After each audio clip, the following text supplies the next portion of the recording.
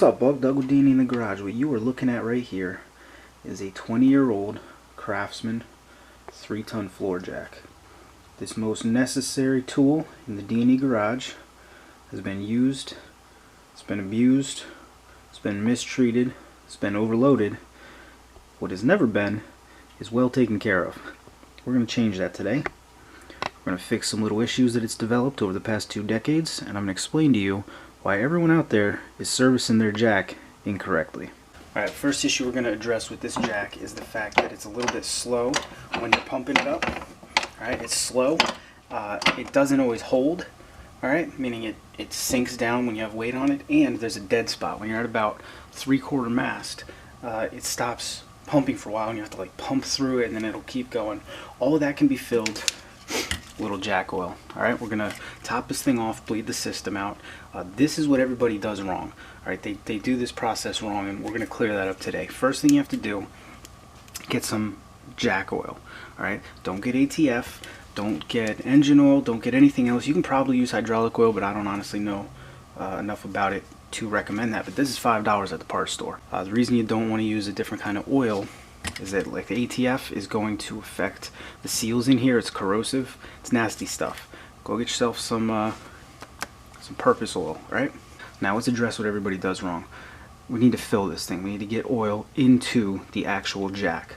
Now, everybody's first step is back here at the back of the jack. They see this slotted fill hole. They see this 10mm bolt there. They pull one of those off. They put their fluid in, and I guess they go to town and then they don't understand why their jack isn't better. You don't need to touch these.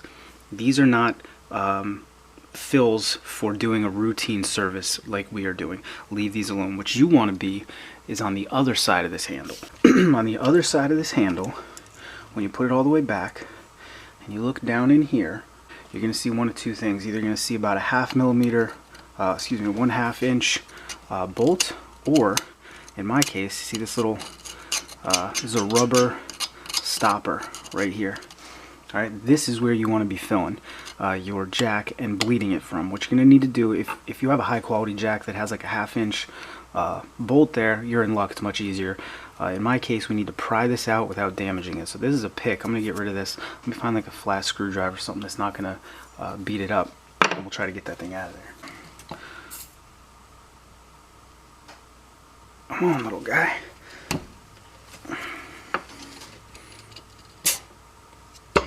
Oh, there it is. It popped out and then promptly rolled away. Alright, here's the guy. It's very important that you don't beat this up and that you obviously don't lose it. If you mar it up too much, it won't seal, and then you'll leak oil and you'll be back in the same position. The tricky part now is you're going to need to get oil down into that hole. Alright? Thankfully, when you buy the proper jack oil, it comes in a bottle that wants to help you facilitate that. So I'm going to cut the tiniest little hole off the top of this bottle. We're going to try to get some oil down in there. I want to just take the tip of this off so that I got plenty of control down there. Well, that's even more than I wanted to, but that'll work. Alright, let's see. I mean, this jack's already all greasy and dirty, so I guess it doesn't really matter, but it's always nice when you can do a job cleanly. Oh, okay. Wow, this thing's taking a lot more than I thought it might.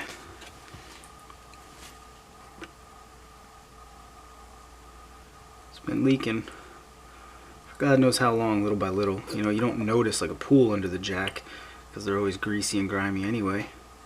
But after many years, wow, this thing had like no fluid in it. It's kind of terrifying that I've been using it. Alrighty.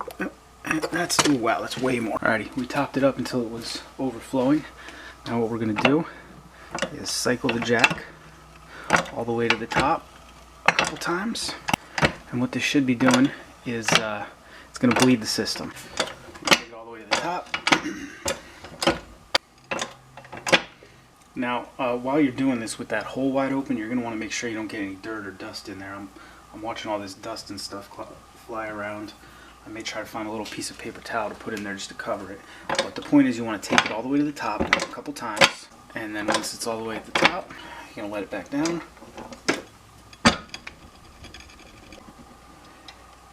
And then we're going to do it again. We're going to top it off. That. Oh man, I'm making a mess. start cranking it again. And I would say do this a good, I don't even know, good 3 or 4 good times. Alright? Alrighty, once you're confident you've bled all the air out of it, whoops, you can drop your thing on the ground and then find it again.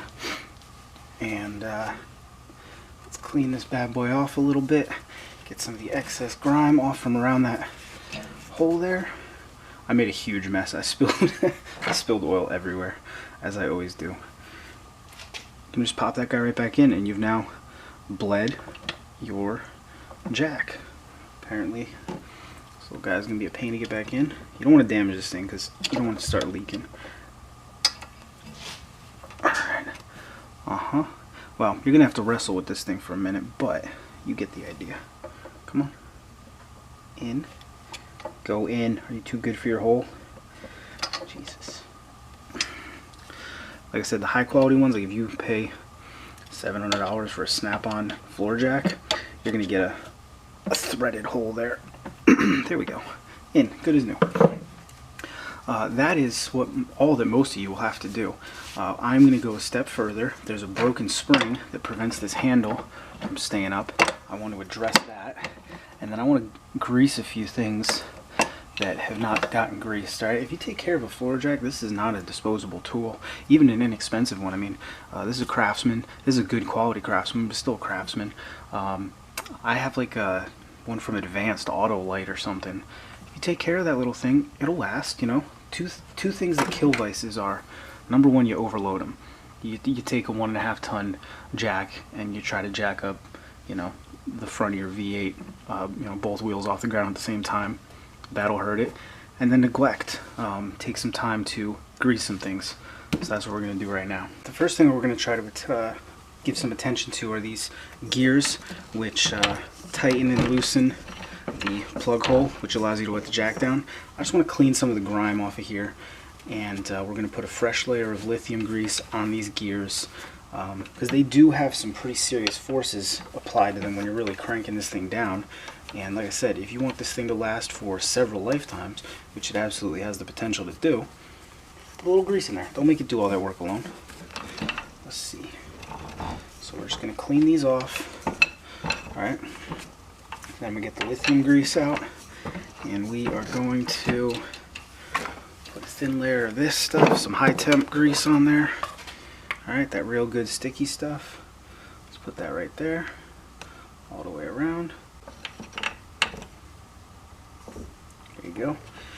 Having these greased will also keep them from binding. You know, sometimes you'll have it really cranked down once you had, you know, something heavy on there, and you go to loosen it up and it kind of binds up. Keep these things greased and that won't happen as much.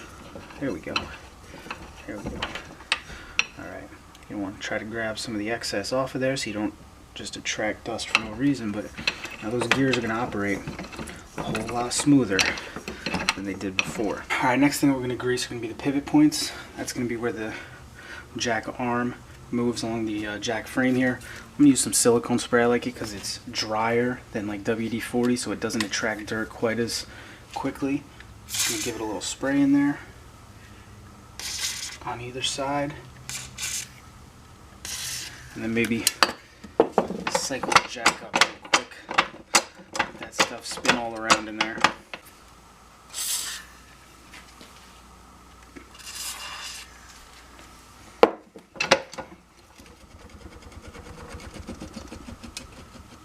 Alright, again, when you're done with that, you want to wipe the excess off. You don't need to add more grease to the jack, you know, as far as like grime, but yeah, man, anywhere where metal is moving against metal, you're going to want to grease it. Now I'm not going to do the wheels on this one because I just did them not even a year ago. They were almost seized up from 20 years of run and drive. But absolutely, get the wheels. I think I'm going to grease this arm as well. Anywhere where metal is running along metal is someplace where potentially you're gonna, something like this is never gonna rust and seize. You're never gonna seize in there, but it will get rusty and crusty. It may wear against each other, which may create excessive clearances, which are no good for the jack. Alrighty, we have bled the jack cylinder, the hydraulic cylinder that actuates the whole thing. We've greased up the gears, the wheels, the pivot points. Now let's address two other issues that you may have. The first is you may be leaking out of this cylinder here. All right, this is the only other place where you may have to address a slow or weak jack. You're never going to want to mess with these for just doing a home job like we're doing.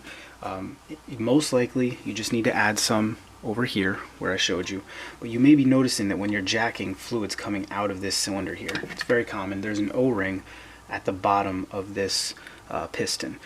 So what you do is you remove this bar. It may be held in with a cotter pin, it may be held in with a bolt, who knows, but you remove this pin so that you can remove this cylinder. You go down in there with a pick, something that's not going to score up the side of the cylinder. You remove that O-ring, go to the parts store, get a new one, put it in, done and done. Those are the two areas where you may have to really work on the jack. Another uncommon issue, but one that I have, is this spring here, which holds this arm up, is broken, right? One of the arms is broken off. I have an idea how I might be able to fix it. We're going to give it a shot today. So what I'm first going to have to do is find some way to pull this, got to be about 1 inch and something, bolt off to get this spring out. Let's try to address it because it's a pain. If you notice all the bungee cords I had all over this thing, that's because this spring was broken so the arm doesn't stay up in the garage. Alright, let's figure out how to get this thing off. Alright, let's see what we have here. 1 1/8 is too big. Let's see if we have a 1 inch. I think I do somewhere. 1 inch is too small. Right, this 1 1/8 is too big. 1 inch too small. I don't think I have an inch. Oh my goodness, I do have 1 1/16. Ha, perfect. The 1 1/16 is from what is it? Oil pressure sending units on 4 liters. I had to have a deep 1 1/16. There you go. See, stuff comes in handy. Find a socket and get this bad boy broke off there. Alrighty. I feel as though I'm gonna wish oh, never mind. I thought it was gonna be a struggle. I thought I was gonna say I'd be wishing I had Eric's impact gun, but that was pretty easy. I only grabbed the breaker bar because I thought it was gonna be a bigger problem. I wish I had the ratchet now, but I don't feel like. Oh, what in the world was that? There's some kind of locking. Oh, you know what? Interesting. Let's get this apart and then we'll take a look at what that was. I don't know if you noticed something popping across the room as I loosened that up. This is like a bit of raised metal from where the split washer dug into the head of this bolt, and then as I loosened it, a piece of either the split washer or the head of the bolt broke off across the room. I've never really seen that, where it deforms the bolt like that. Focus. There we go. Anyway, kind of interesting. Little shards of metal we're gonna have to clean up before we try to put this thing back together. Alrighty, now that this bolt is out, we can access this spring, which, as you can see, used to have an arm that went up that way. It broke off. My plan, heat this up and just very simply stretch this out straight to remake that arm. Now I know some of you sassy pants geniuses out there are going to have a lot to say about heating up a spring, reforming it and letting it cool down, how it's not going to be a spring anymore, and tempering and all this. Here's the thing, if I don't do that, I have to go buy a new one of these. So you better believe I'm trying this first. Let's get the torch out and see what we can do. As always, find yourself some safety glasses, wear them. Alright?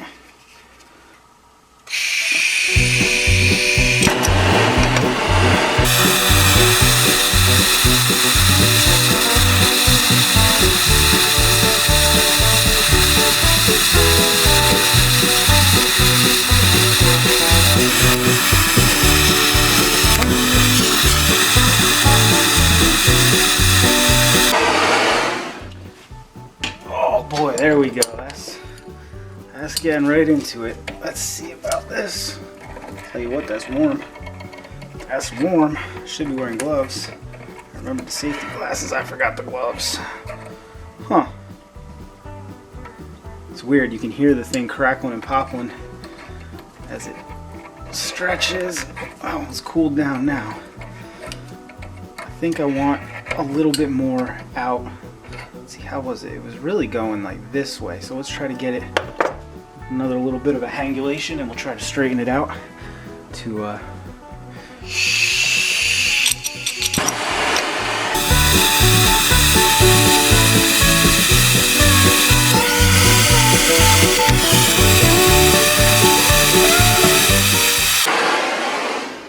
Oh boy, that thing looks like it's about to just turn to liquid.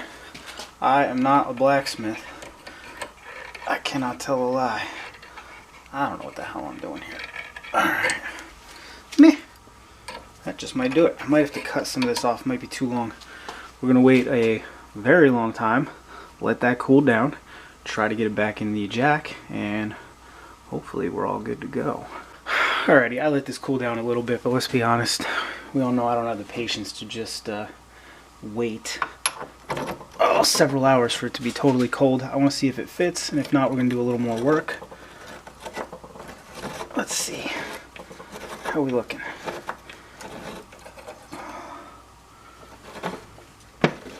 Can't get this thing to thread. Red Dead Redemption. What the heck's going on here? I think these... Well, we can see that... Crap, now I'm just melting all the grease I put on there. We can see that it is gonna work to an extent.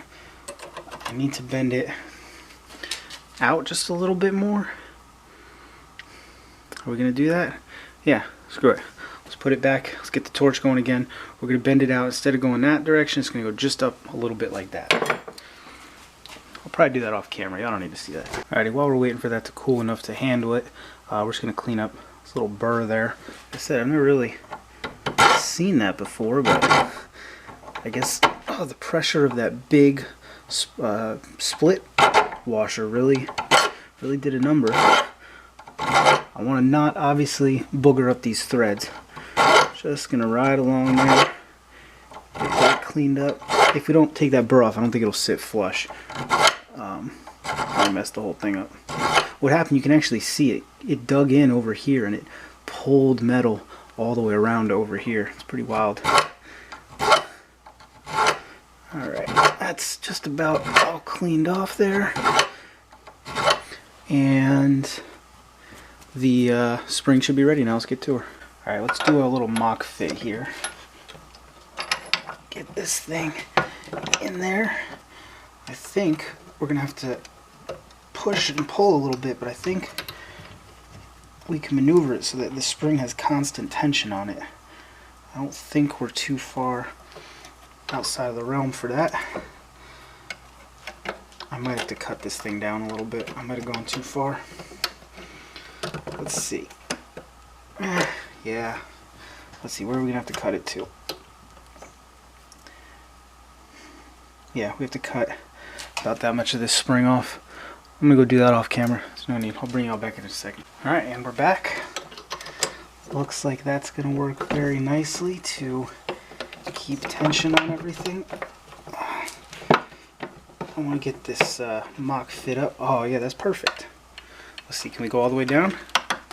It doesn't break, and it brings it back. We're going to call that a success. So, we're going to grease up the shaft of this bolt, as it does get a lot of movement on there in between the spring and all that. Let's get that greased. Might as well grease these threads, because why not?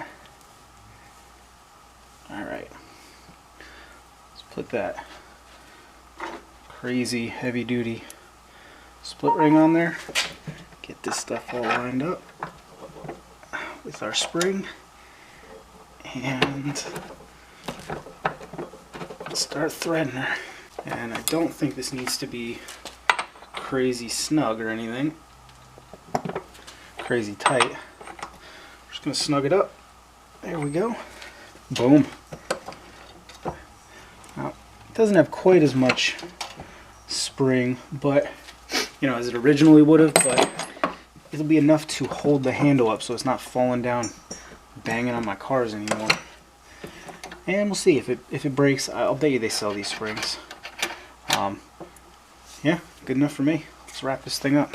Alrighty friends, mission accomplished. I was able to fix the fact that this jack, the handle wouldn't stay up on its own.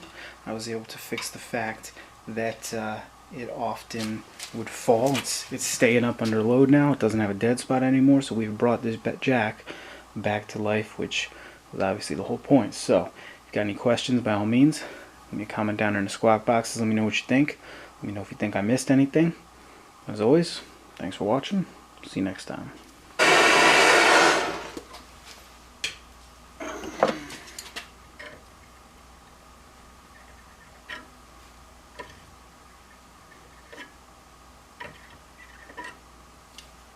I don't know. Good shot.